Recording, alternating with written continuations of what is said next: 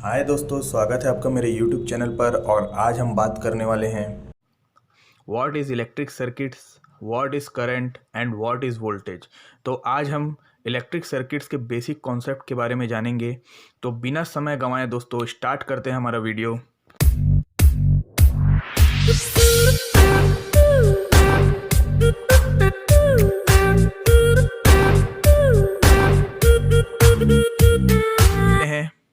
What is electric circuits?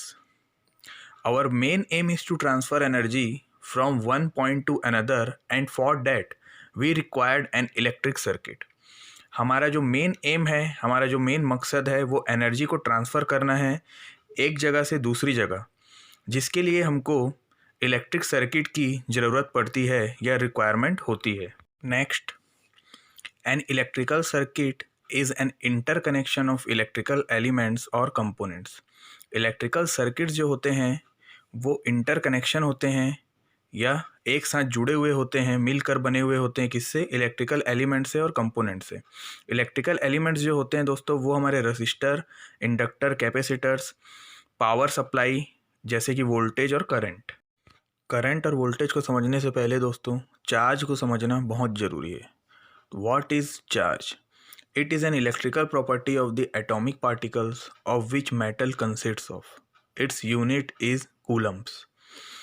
Electrical जो charge है वो एटॉमिक पार्टिकल्स जो होते हैं हमारे, जैसे कि इलेक्ट्रॉन, प्रोटॉन और न्यूट्रॉन, उनकी इलेक्ट्रिकल प्रॉपर्टी है, विद्युत गुण है, जिसमें हमारे मेटल्स भी शामिल हैं, धातु भी शामिल है। और इसकी जो यूनिट होती है दोस्तों वो होती है कूलम्स। एक इलेक्ट्रॉन में 1.6 इंटू 10⁻⁻19 कूलम चार्ज होते हैं। Then how many electrons in 1 coulomb of charge? तो दोस्तों यहाँ पर आपको देखने को मिलेगा कि एक कूलम ऑफ चार्ज में 6.24 इंटू 10⁻18 इलेक्ट्रॉन्स होते हैं। नेक्स्ट हम देखते हैं what is electric current. Electric current is the time rate of change of charge measured in ampere.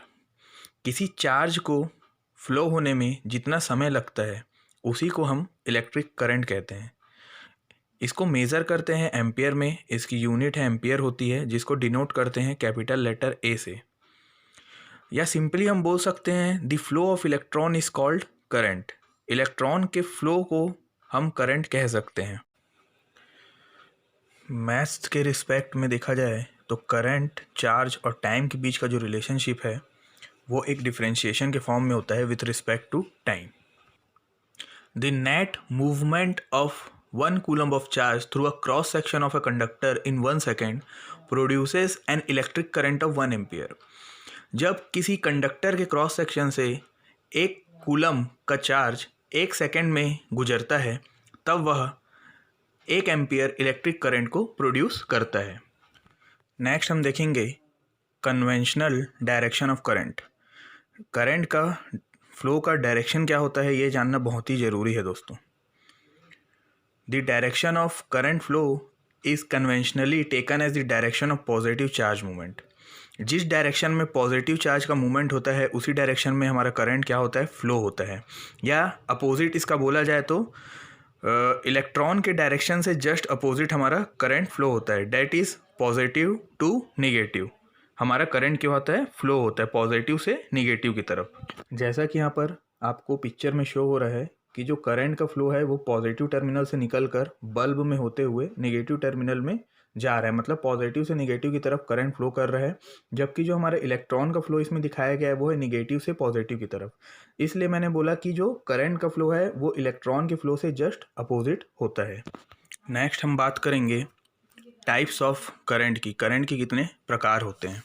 तो करंट 2 प्रकार का होता है। आप सभी को पता होगा, डायरेक्ट करंट जिसको हम डीसी बोलते हैं और अल्टरनेटिंग करंट जिसको हम एसी बोलते हैं। डीसी करंट वह करंट होता है जिसमें टाइम जो होता है वो कांस्टेंट होता है। उसके वेव फॉर्म में आप देखोगे तो टाइम कांस्टेंट रहेगा। और अल्टरनेटिंग करंट वह करंट होता है जो टाइम के अकॉर्डिंग वेरी करता है और साइनोसॉइडल फॉर्म में वेरी वो करता है, उसको हम अल्टरनेटिंग करंट कहते हैं। यहाँ पर मैंने अल्टरनेटिंग करंट और डायरेक्ट करंट का दो यहाँ पर वेव फॉर्म लिया है, तो लेफ्ट साइड में आपको इसका मैग्नीट्यूड दिखाई दे रहा है जो कि साइनोसॉइडल फॉर्म में है और टाइम के अकॉर्डिंग ये वेरी कर रहा है। लेकिन डायरेक्ट करंट में आपको दिखाई दे रहा होगा उसका मैग्नीट्यूड कांस्टेंट है, टाइम के साथ वो कांस्टेंट चल रहा है, तो उसको हम डायरेक्ट करंट ऐसा शो करते हैं और अल्टरनेटिव करंट को हम इस प्रकार शो करते हैं। नेक्स्ट हम देखेंगे what is voltage. To move the electrons in a particular direction in a conductor an external force is required and it is provided by EMF. किसी कंडक्टर में इलेक्ट्रॉन को पर्टिकुलर डायरेक्शन में move कराने के लिए जो एक्सटर्नल फोर्स की ज़रूरत होती है, जो हमें किसी ईएमएफ से मिलती है, इलेक्ट्रोमोटिव फोर्स, जिसको हम बैटरी भी कहते हैं, this EMF is also known as voltage और पोटेंशियल डिफरेंस।